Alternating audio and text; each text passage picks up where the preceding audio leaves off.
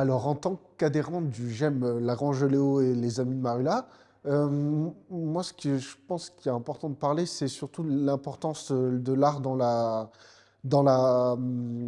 surtout la culture et le GEM. Alors, on fait beaucoup de choses, on passe à l'action, on n'est plus passif. Et c'est ça qui est très important. On passe de faire de l'art et de la culture, on va à des spectacles, on va tout ce qui est mise en scène, tout ce qui est art aussi, beaux-arts, on va au musée des beaux-arts et tout ça. Et en fait, bah, avoir un pied dans la société et surtout être ancré dans le présent, vu qu'en plus on souffre d'isolement, c'est compliqué, c'est vraiment compliqué tout ça. C'est de faire part d'une réussite et de gérer nos angoisses et nos peurs qui nous mettent souvent en défaut. Et c'est tout ça le problème qu'on est en train de restituer aux gemmes et, et dont on va pouvoir enfin gagner sur la maladie.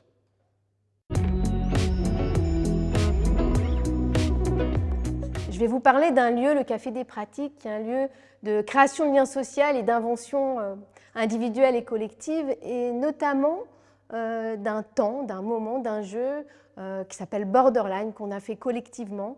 On s'est retrouvés autour d'images. On a travaillé de correspondance d'images-son et autour d'images. Et là, ce qui était intéressant, c'est d'apprivoiser des techniques et de composer. Et puis aussi de se transformer au travers de ces compositions et de regarder aussi des peintres, des images d'autres artistes, même d'aller au musée.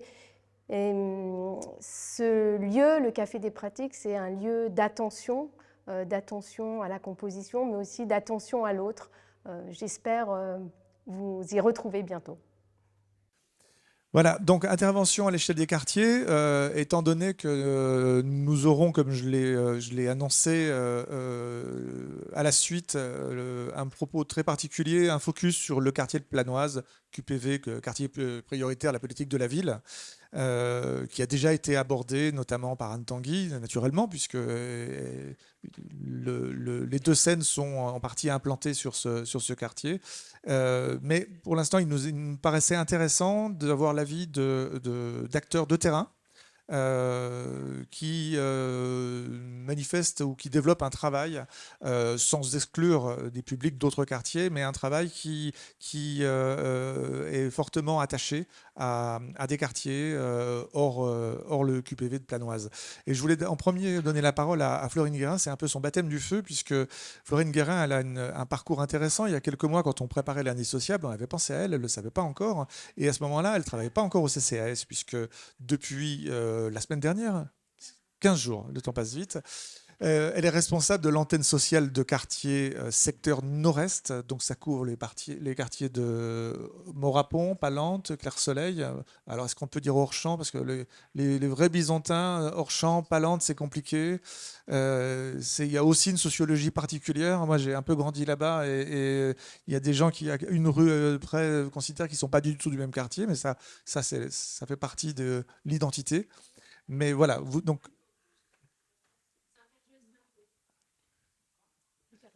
oui, je parlais plutôt en sociologie et non pas. Et ce qui était intéressant, c'est qu'il y a plus de 15 jours, vous n'étiez pas encore parmi nous au CCAS, mais vous étiez en charge des bains-douches, qui est également une structure assez marquée vis-à-vis du public et du quartier battant, qui lui-même est un quartier qui abrite des associations très propres à ce micro-quartier qui, dans le centre-ville de Besançon, est un quartier en lui-même, un quartier à part. Alors, comment est-ce que vous pouvez à la fois nous faire part de ce lien qui enrichit à la fois les services, puisque c'est le propre de la fonction publique de se permettre de passer d'un poste à un autre et puis d'enrichir non seulement son propre parcours professionnel, mais également d'apporter plus et une autre vision vis-à-vis des usagers, des publics, des collègues et des structures dans lesquelles vous évoluez. votre vision, alors encore une fois, ça va être très schématique, mais je vois on peut se voir ailleurs ensuite, entre une maison de quartier, une antenne sociale de quartier, donc on retrouve quand même un dénominateur commun, et puis des publics qui peuvent être différents, mais qu'est-ce qui vous a poussé? Là, c'est peut-être plutôt une démarche personnelle, mais je trouve qu'il est intéressante au point de vue des acteurs de terrain. Je vous laisse mon micro, il y en a pas assez. Merci. Alors effectivement, je sors de la maison de quartier des Bains-Douches, donc qui est déjà sur un quartier historique de base chargé d'histoire, donc au sein même du lieu des Bains-Douches, puisque de fait, les gens arrivent pour prendre une douche et on leur explique qu'il n'y a plus de douche, donc on leur explique l'histoire de la structure et on arrive dans l'accès à la culture. Donc directement, la structure, de par son emplacement et son histoire, déjà nous emmène à raconter une histoire aux personnes qui entrent dans la structure. Quand ce n'est pas les personnes qui entrent dans la structure, qui sont un peu âgées et qui racontent comment ils venaient prendre une douche dans la structure. C'est le préalable quand même. Donc voilà, on est déjà dans une structure comme ça, dans un quartier riche d'histoire, où quand on constitue le projet social en 2021, les usagers qui sont dans le hall, qui sont souvent SDF, en errance, etc., me disent mais comment ça se fait qu'il y a autant de cafés, de bars dans ce quartier? Et donc, je leur dis, ça a dû aux vignerons, mais je ne sais pas encore toute l'histoire. Et donc, j'ai cherché l'histoire, je leur ai raconté, ça a donné lieu à des tas d'interactions. Donc, avant l'accès à la culture, je trouve qu'on fait de l'immersion, déjà. De l'immersion culturelle en permanence, de par les expositions, de par les concerts, de par... quand il y a des exposants qui viennent installer, de fait, ils sont mélangés au public, et tout public, enfants, SDF, personnes isolées, personnes âgées qui viennent lire juste le journal. Et donc, du coup, de fait, il se passe déjà des interactions, liens sociaux, comme disait Monsieur Creux tout à l'heure, et ça débute par là. Voilà. Donc ensuite, on passe sur des sorties, on passe sur des projets partenariats, que ce soit avec le musée, que ce soit avec le Café des Pratiques, que ce soit avec le groupe Histoire des Chapperets, etc. Mais donc, on arrive petit à petit à une graduation en fonction de l'adhésion de l'usager, puisqu'il n'y a aucune contrainte, c'est-à-dire que c'est eux qui font leur propre chemin au travers de l'accès culturel, qu'ils veulent ou qu'ils ne veulent pas. Ils peuvent faire demi-tour, ils peuvent faire comme ils veulent. Ils se saisissent ou pas de ce qu'on propose. Donc, nous, on travaille beaucoup, mettre à leur disposition des choses dont ils s'emparent ou pas. Voilà. Et donc l'accès ensuite aux antennes sociales de quartier, j'arrive avec tout ce réseau que j'ai construit au fil des années, qui est encore à poursuivre dans les nouveaux quartiers où j'arrive, que je connais pas encore tout, où je connais pas encore tous les réseaux. Elles ont déjà des réseaux où elles ont déjà des réseaux installés, et je pense que c'est encore à travailler, encore à enrichir et à développer en fonction de ce qu'ils auront repéré chez les usagers. Voilà. Donc là, ça fait 15 jours, j'ai encore pas... Mais j'espère bien pouvoir continuer à créer ces passerelles, parce qu'on se rend compte aussi que de ce que nous renvoient les usagers, c'est on est attendu quelque part, on a de la matière pour échanger avec d'autres, ça ils le disent souvent. J'ai une histoire à te raconter, il y a un monsieur qui m'a dit ça, et ça participe aux liens sociaux. Donc forcément, c'est très riche. Donc, c'est en effet la démonstration, par exemple, de la richesse à la fois des parcours des acteurs comme vous êtes, acteurs à la fois culturels, socioculturels, mais également la richesse des publics, des habitants, de la sociologie des quartiers dont on parlait. Oui.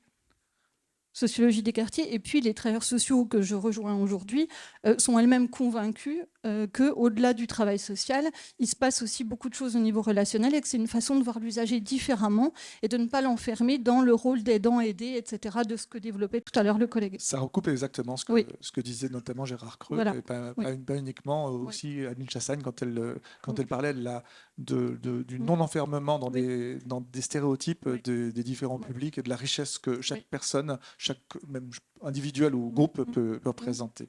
Mais merci beaucoup pour ces témoignages, et puis on est vraiment ravis de pouvoir vous compter parmi nos collaborateurs et collaboratrices maintenant au CCS. Vous allez apporter beaucoup. Elisabeth Gerle, puisque vous connaissez apparemment, même nous on ne se connaît pas, on n'a pas encore eu beaucoup de temps de parler, parce que moi j'avais préparé avec Ophélie Petit, mais vous intervenez, alors vous êtes plasticienne, hein ? Oui. Vous intervenez dans le cadre de l'ARET, l'art d'être tous ensemble, qui développe un travail en consortium, le mot est correct, Mm. c'est ce qui est sur le site internet. Donc j'ai repris, ça fait peut-être un petit peu international et très OPA, mais je crois que c'est parlant en consortium avec le Café des Pratiques, Oui. sur des démarches qui mêlent art contemporain, mais également des préoccupations et des actions de production sur le recyclage, sur l'écologie, sur l'alimentation. Vous confirmez ou vous développerez.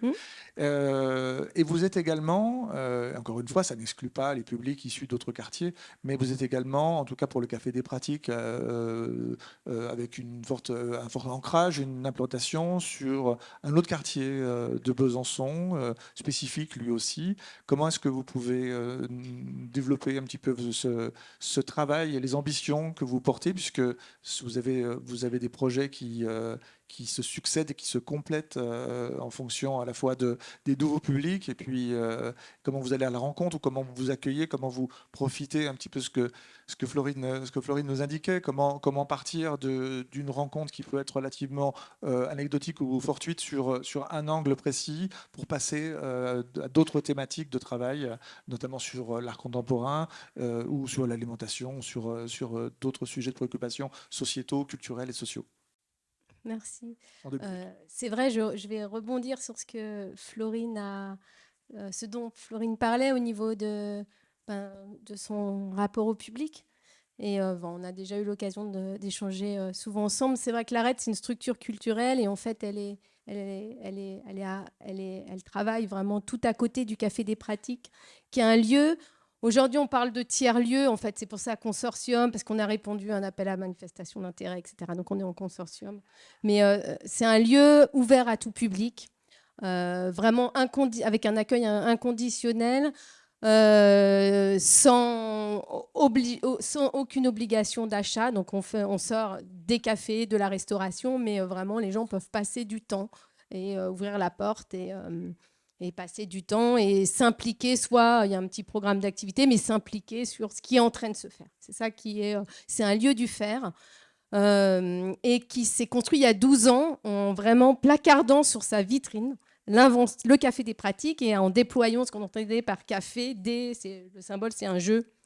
Pratique, invention, culture et commune. Et en fait, ça a été une porte d'entrée. Donc les gens sont venus en disant, voilà, déjà, ça a été une mobilisation citoyenne. Les gens sont venus en disant, moi, j'ai un pot de peinture, moi, je sais faire ça, moi, je raconte des histoires.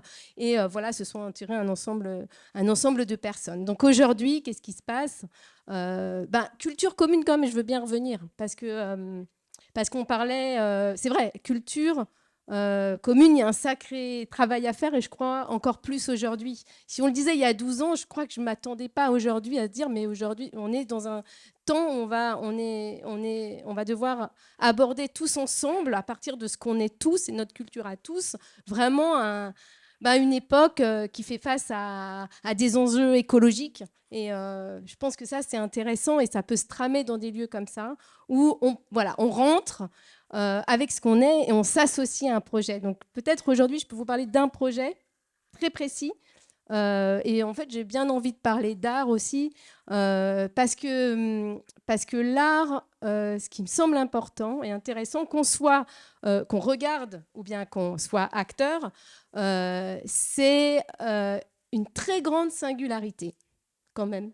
Voilà, on voit avec ce qu'on est, on fait avec ce qu'on est, et en même temps, c'est quelque chose d'universel. Et c'est pour ça qu'il y a des musées qui continuent à s'employer, à dépenser des sous pour conserver en fait des œuvres qui nous transportent. Voilà, et que ça soit des œuvres de la préhistoire, du XVIIIe siècle, des œuvres contemporaines. Et donc, dans l'art, dans ce qu'il a et de singulier, d'universel, c'est ça que je trouve qui est intéressant dans un lieu comme ça. Et on essaie toujours de penser des petits dispositifs pour attraper, en fait, des gens, les attraper pour une heure, ou les attraper sur des projets plus longs. Et le projet dont je voulais vous parler, c'est un exemple, il y en a d'autres, on l'a mis, je vais en parler parce qu'on l'a mis là sur une table au Cursal à côté, c'est un jeu. Le Café des Pratiques a une petite maison d'édition qui édite un livre d'art par an. Et là, cette fois-ci, on s'est dit... Un livre, en fait, c'est pas souvent ouvert. Voilà. On voulait vraiment un livre pour regarder regarder, pour montrer des images, qui est des textes, un peu de la poésie. Et un livre, on n'ouvre pas, donc on s'est dit on va en faire un jeu. Et donc on a travaillé sur des correspondances entre des textes et des images. Et dans tout ce travail, donc ça donne lieu à des ateliers, donc des ateliers de faire, peinture, dessin. On a travaillé autour de 4 mots pour resserrer un peu des directions: montagne d'aiguilles, phénomène bazar. Donc on a déplié, déployé. Voilà. Donc il y a eu des ateliers, voilà, de production, et ensuite le montage de ce livre avec. Et c'est là que ça me semble intéressant, c'est quelle image on garde et pourquoi on la garde.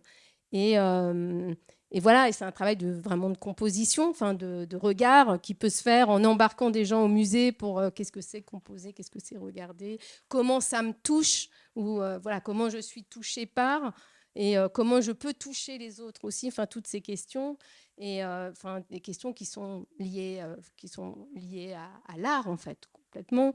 Et donc ce jeu, c'est ce montage-là, c'est cette direction-là, et c'est cet échange-là, mais aussi pour nous, dans ce lieu, c'est la fabrication du jeu même.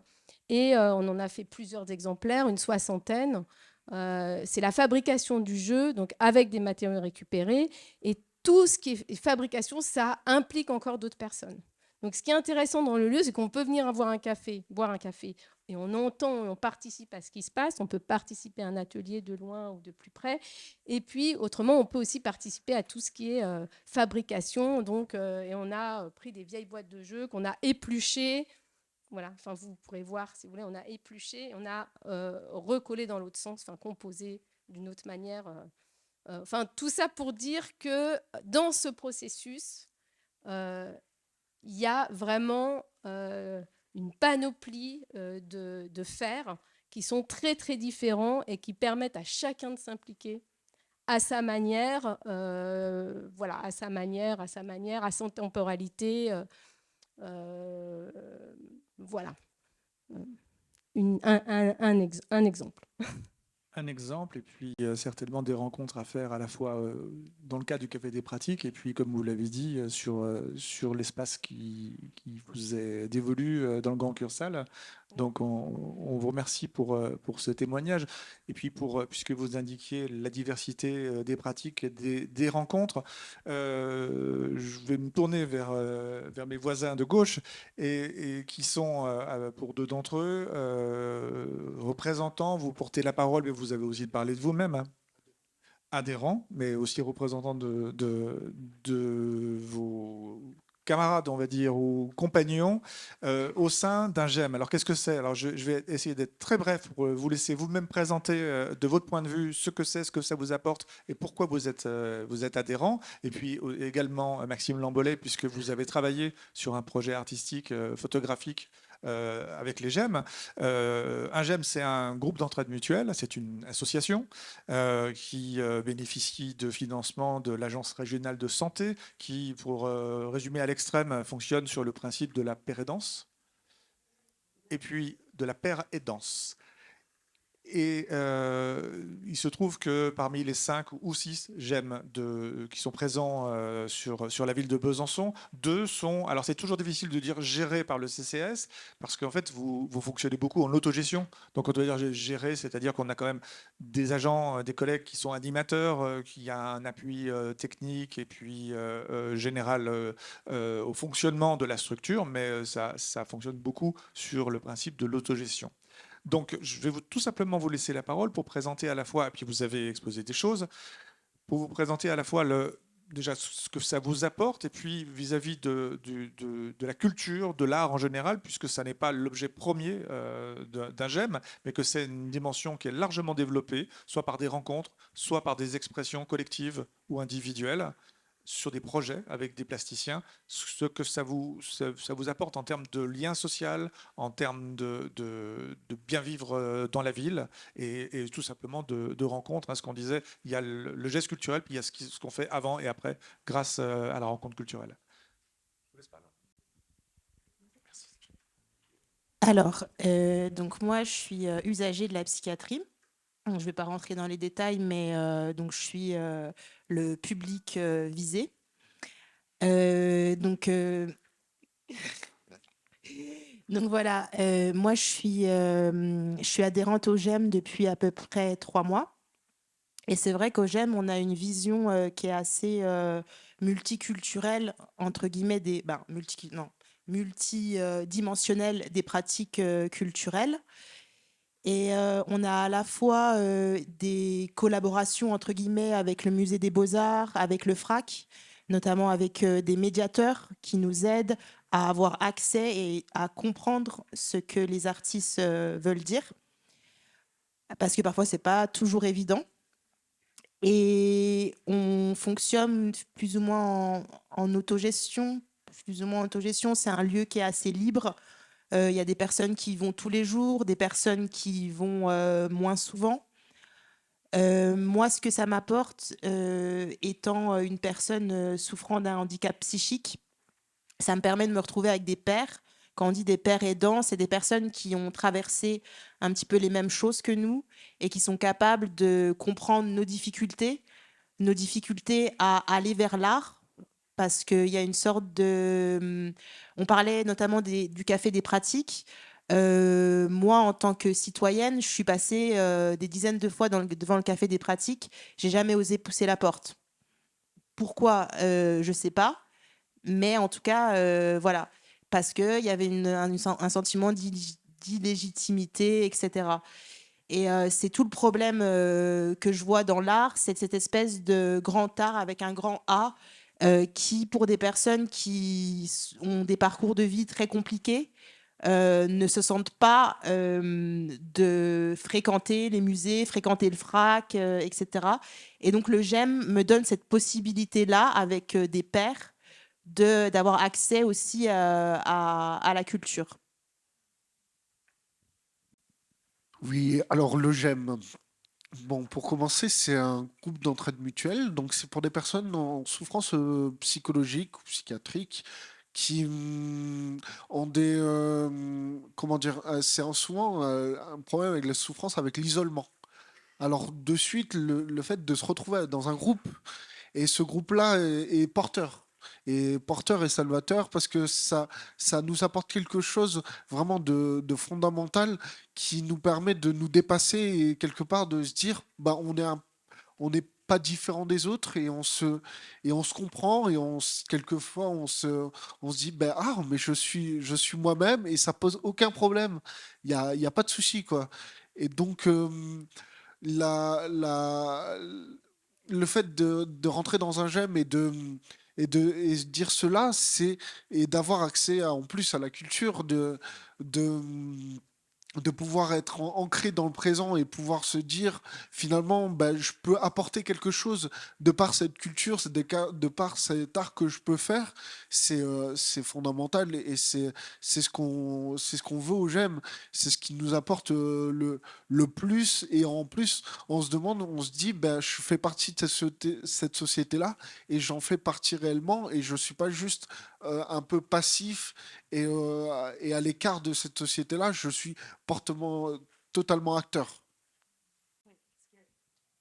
Oui, je voulais rajouter, bon, je prêche pour mon église, mais c'est vrai que faut pas oublier que les maladies psychiques donc isolent beaucoup, qu'il y a un sentiment, enfin la plupart des gens ne comprennent pas vraiment ce que c'est une maladie psychique, même si c'est pas si compliqué à comprendre que ça quand on s'y intéresse.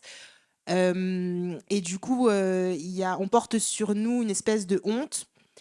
Et justement, le GEM nous permet de vraiment rencontrer des gens avec qui, eh ben, justement, on n'a pas honte de parler de notre maladie, de parler de notre parcours. Et certes, c'est un lieu pour les personnes ayant des maladies psychiques, mais ça peut très bien être aussi, comment dire, investi par notamment des artistes, notamment des personnes comme ça qui seraient intéressées et pour qu'on pratique aussi nous. Donc, voilà. Maxime Langola, justement, puisque vous parlez du regard, pour vous, photographe, dont le mode d'expression passe avant tout par le regard, la transcription du regard, qu'est-ce que ça peut apporter d'un point de vue d'expression plastique, de votre démarche artistique, mais également quel échange ce travail ou ces travaux qui étaient des travaux collectifs sous votre direction ou avec votre accompagnement. Qu'est-ce que ça vous a apporté en termes à la fois de regard, de changement de regard et de, de préemption ou d'utilisation de regards différents que peuvent porter des usagers ou des adhérents des GEM sur certains sujets photographiques que vous appréhendez vous-même différemment, comme tout à chacun. Bonjour tout le monde. Je pense qu'il faudrait que je définisse un petit peu précise, présente ce que j'ai pu faire au sein du GEM La Grange de Léo, qui se trouve dans le quartier de Morapon, et dont Vincent est aussi adhérent. Et donc il a fait partie de... Il était là quand je suis intervenu. Je suis intervenu un mois en fait pendant le mois de février 2020, je crois, dans le cadre d'un stage. Je faisais une formation autour du documentaire. Et j'ai souhaité documenter ce qui se passait au sein du GEM de la Grange de Léo. J'ai été accueilli, donc bon, j'ai la particularité, c'est que je connais très bien une des animatrices et c'est un peu grâce à elle, voilà, c'est avec elle que tout ça s'est mis en place. J'ai été accueilli donc pendant un mois. J'ai commencé donc à venir à participer simplement au temps d'activité. Voilà, boire un café, se faire connaissance, me présenter, et puis participer un petit peu aux activités sans forcément sortir mon appareil photo, parce que forcément bien conscience que ça peut être un outil un peu impressionnant, voire complètement dérangeant. Donc voilà, j'ai passé un peu de temps sans appareil photo. Et puis petit à petit, en fonction de ce que me faisait ressentir et ce que je percevais de la part des usagers du GEM, j'ai commencé à faire quelques images, à expliquer un peu ma démarche. J'ai très vite aussi imprimé les photos que je faisais pour les afficher sur les murs du GEM, afin que chaque lendemain, les gens puissent voir ce que j'avais fait la veille. Ça leur permettait de se faire une idée de mon regard, de ma démarche, voilà, pourquoi je faisais ça. Et je pense que les gens ont mieux compris l'intérêt de ma présence.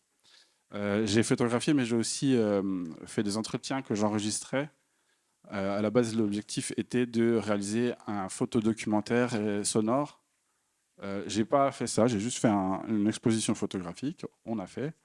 Mais par contre, les enregistrements ont permis de retranscrire, pardon, avec exactitude les propos des usagers à qui j'ai posé des questions au sujet de leur expérience de la souffrance psychique, de la psychiatrie, de ce qu'était qu'un GEM, et puis aussi la question de la médiation par la culture. Donc du coup, là, on a surtout parlé pour le moment du fait que les les personnes accompagnées puissent être acteurs d'une activité artistique ou bien aller visiter une exposition, un musée, etc. Là, pour le coup, c'était surtout moi de base qui était auteur, finalement, voilà, d'une production, mais qu'on a voulu le plus collaboratif possible. On a pu participer, par exemple, au festival photographique de Besançon Grain Pixel, qui d'ailleurs se passe notamment ici. On a exposé au musée des Maisons Comtoises pendant à peu près un mois. Et en fait, la préparation de cette exposition a permis la mise en place d'ateliers avec les animatrices de préparation, que ce soit préparer des documents qui allaient mettre en valeur des extraits de témoignages. Donc il a fallu choisir les extraits de témoignages livrés par les gens, travailler sur une affiche, et puis aussi sur la question de gérer avec moi la présence sur les expositions. Et du coup, avec une population souffrant psychiquement, ça veut tout et rien dire, parce que selon les parcours, on peut être encore en plein dedans, tout comme on peut avoir fait un certain chemin et être un peu plus tranquille. Mais ce qui est assez fascinant, c'est qu'au final, moi j'avais très peur, beaucoup comment dire, j'étais très précautionneux au sujet de ce que j'abordais avec les gens au niveau des entretiens. J'ai eu la chance d'avoir une sorte de carte blanche donnée par l'équipe, mais j'avais peur en fait d'aborder des sujets qui viennent déstabilisé, et puis que en fait la personne était bien, et puis à cause de moi, la personne repartait mal, voire ne voulait plus revenir, etc., etc. Euh, la question donc du rapport à l'image aussi, du droit à l'image, la question du consentement, les personnes qui sont d'accord d'être prises en photo, pas d'accord. J'ai certaines images qui sont pour moi emblématiques, mais que j'ai pas du tout utilisées, que j'ai mises de côté parce que une personne ne voulait pas. Et l'anecdote, c'est que il y a 2-3 semaines sur Instagram, j'ai vu une photo d'une association qui aide les personnes en situation précaire à Besançon. Et cette personne est en photo, de face, avec un groupe. Donc toute ma frustration était là, mais à la fois, je comprends que peut-être au moment où j'étais là, elle n'était pas prête à être prise en photo. Peut-être que ce que j'ai fait au sein du GEM lui a permis de réfléchir, se rendre compte qu'il était écouté dans son consentement, que les autres personnes autour qui avaient été prises en photo ont plutôt bien vécu cette expérience. Donc voilà. Je ne crois pas avoir répondu exactement à vos questions. Non, c'était une question ouverte, hein. L'intérêt, c'était de savoir quelle avait été votre approche et les échanges, parce que c'est ça aussi la richesse des choses, entre les adhérents du GEM, votre travail et vous-même personnellement. Ouais. Voilà. Mais si vous pensez avoir tout dit, c'est déjà très, Il y très a- instructif. Il y aurait beaucoup de choses à dire, mais si vous avez d'autres Mais questions. je rappelle que vos travaux et les travaux individuels ou collectifs des deux GEM gérés entre guillemets par le CCS sont visibles juste à côté dans le Grand Cursal. Et je vous invite à rencontrer les personnes qui sont derrière également, et puis à faire savoir également tout l'intérêt des structures, groupes d'entraide mutuelle, leur existence dans la ville, parce que les publics qui peuvent être concernés sont extrêmement nombreux. Ça peut arriver absolument à tout âge de la vie, à toute période. Et d'après, enfin, je sais qu'à chaque fois qu'on peut échanger avec les adhérents des GEM, on constate à quel point c'est pertinent en termes d'ouverture, en termes de lien humain, qui est quand même un des fondamentaux dans les missions du CCS. C'est juste pour rajouter que, enfin, selon moi, les GEM, c'était un bon, comment dire, un bon trampoline après une hospitalisation, par exemple, que ça permettait de se remettre dans la cité, mais doucement, et que après ça permettait une certaine autonomie, parce que c'est ça qu'on cherche aussi au sein des GEM, je pense, c'est aussi permettre aux gens d'acquérir une autonomie et après eux-mêmes d'aller vers des pratiques culturelles, etc. Donc voilà, moi en tout cas, ça m'a vraiment aidé à éviter certaines hospitalisations. Et donc bientôt, Café des pratiques.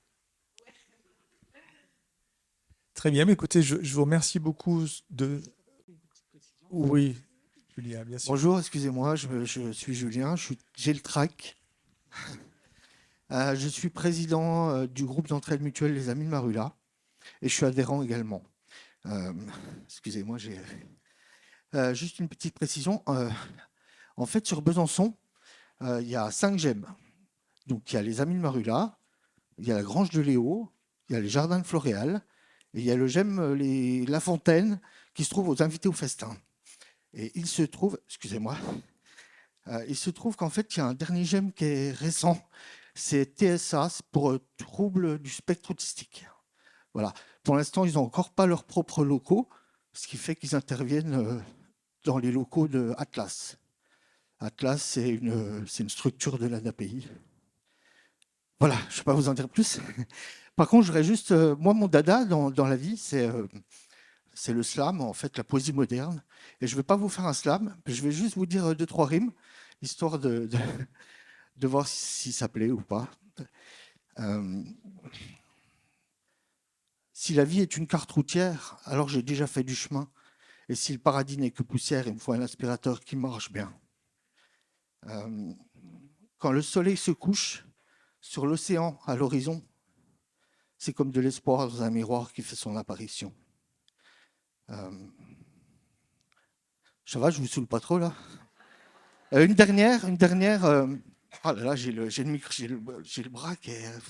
C'est hallucinant. Bref, je me lance pour la dernière ou l'avant-dernière. Estomaqué par la beauté de la nature, la plupart des gens ne font que s'en détourner au fur et à mesure. Au nom du progrès, du travail, de l'argent. La société n'en est que le reflet, un portail entre illusion et ce qui est important. Voilà. Le dernier, si les gens te prennent pour un con, dis-toi que ce sont des gens cons. S'ils le font sans même te connaître, alors c'est peut-être la meilleure façon de les reconnaître.